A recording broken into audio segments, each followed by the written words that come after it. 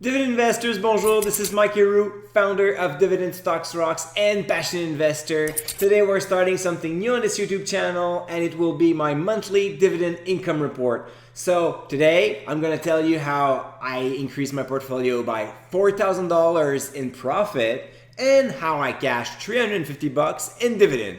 But first, let's roll the intro.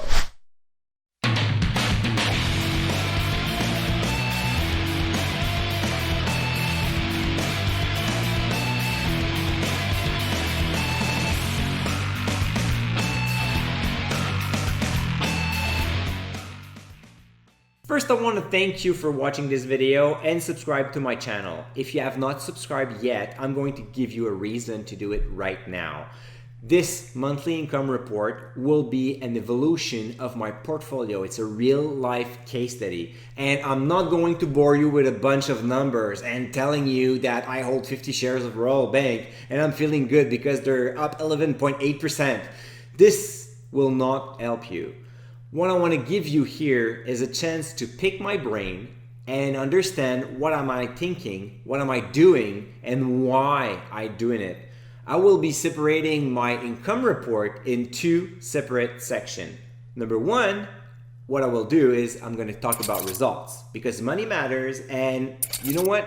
If I don't talk about results, if I'm not transparent with you, there's no reason for you to follow me, right? But I'm not gonna scroll down my screen and show you how my position. If you wanna do so, just hit the link in the description below and head over to my blog. You'll get the whole thing there. Here, we're going to talk about a summary of my results, and then the second part will be the most important thing, is an editorial topic. I'll be talking about a company in my portfolio, or a dividend philosophy that I have, or an event on the stock market. So it will be a lot more interesting to you and it will add a lot more value to your own portfolio. So now let's talk results. So this month has been very good for me because Mr. Market was happy. In fact, what happened is it was earnings season, and during earnings season, what is really cool is when the company you hold beat expectations. So basically every quarter, financial analysts, they set a specific numbers of earnings per shares and a specific numbers of revenue growth that they expect from those companies. Whenever companies beat expectation and tell you that the business is going well during their conference call, most of the time shares bump up. So this is exactly what happened with many of my holdings during the past 2 months. We're talking about Gentex, Texas Instrument, UPS, Hasbro, and many others. This is why my portfolio is up $4,000. However, keep in mind, this could be going down anytime soon. And I'm not going to be a fatalist here, but don't get overexcited when you're having a good month. It's fun, it's great, I'm gonna take it. You know, $4,000 in my pocket, yeah, I like that. But this is a retirement portfolio. Actually, it's a locked-in portfolio where I cannot add more money, so I cannot boost my returns, but I cannot take money out of it until I'm retired. So I don't really mind if I'm up $4,000 this month, and next month I could be down $8,000 and I wouldn't mind either. So it's important to understand. It goes up, it goes down, What's really interesting though is the $354 I made in dividend, because this is just getting paid for doing absolutely nothing. And what is even more interesting about it is this amount is 31% over compared to last year.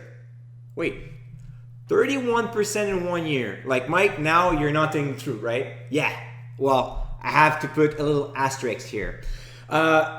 Out of the 31%, they are now dividend paid by national banks, a company that I bought last year but wasn't in my portfolio back in August 2018. Therefore, I didn't receive any dividend payment on that month. The real dividend growth, if I exclude the payment from national bank, is 11%.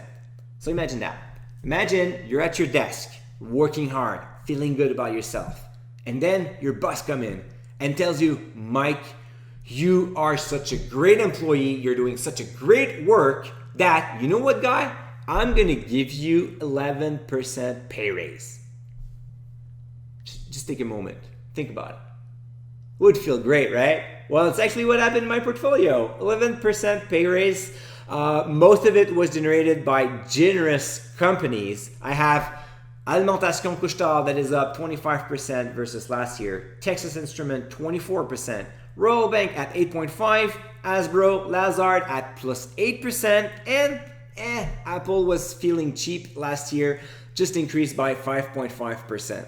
Now, keep in mind, those are not quarterly increase. They were increased over the past 12 months.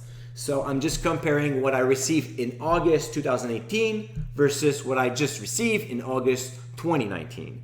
But basically, 11% pay raise, I'm gonna take it, I'm gonna cash it, and I'm going to smile. Actually, I'm not really cashing it because it just goes into the cash account. I will be reinvesting this money to rebalance my portfolio later on. So that was about the results. Now, let's move on about my editorial topic. Dividend yield doesn't matter. I know, it's kind of funny to tell the world that my moniker is the dividend guy, and I'm telling you the dividend yield doesn't matter. What I mean by that is I'm going to retire in like 30 years. I'm not going to touch that money for the next 30 years. I don't care what happened with that money for the next 30 years. What's really important for me is the dividend growth. Why it is so important? Because it is giving me a clear signal that the company is doing well. Remember the talk I had about the dividend triangle a few months ago? Well, you're looking for a company showing dividend growth because it's going to tell you that the company is doing well. It's going to tell you that management believes in the business. It believes it can increase your paycheck and keep it up. Because you know what? While the dividend payment is not a guarantee, it's a form of an agreement between the company and the shareholder. And everybody knows that if management fails to pay its dividend, if it has to cut it at one point because they're short on budget, well, there's a link of confidence that will be broken. And shareholders might sell their shares, and most of the time what happens upon a dividend cut is shares price are going down the hole. So a management team doesn't want that. They don't want to cut their dividend, and when they increase it, it tells you we are confident. Our business is doing well. We have growth vector.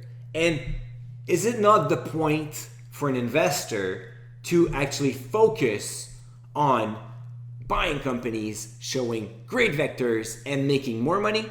Well, you have a clear signal with the dividend growth.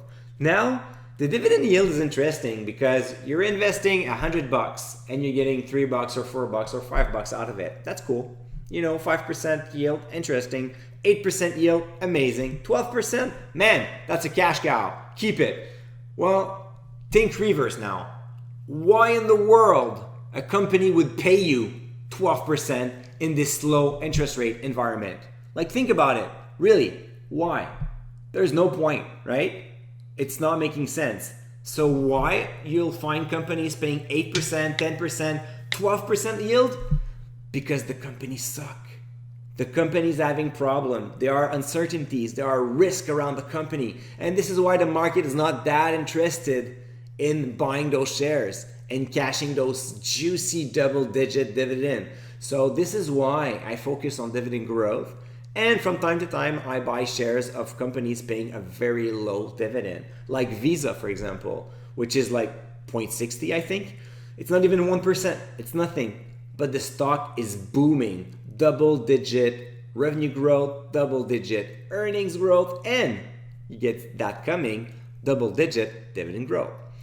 So basically, my portfolio right now shows a yield of roughly 2.5%. I've been investing for 2 years in this portfolio. The yield on cost basically is the dividend paid divided by the amount that I first invested in the first place is about 3.5%. It's good, it's not impressive, but it's good. And it's gonna keep going up. So this is why I focus on the dividend growth and not the dividend yield. I would like to finish this video by asking you, what do you think? What is more important? Is it the dividend yield, the dividend growth, or something else? Leave a comment below, and in the meantime, until the next video, stay invested.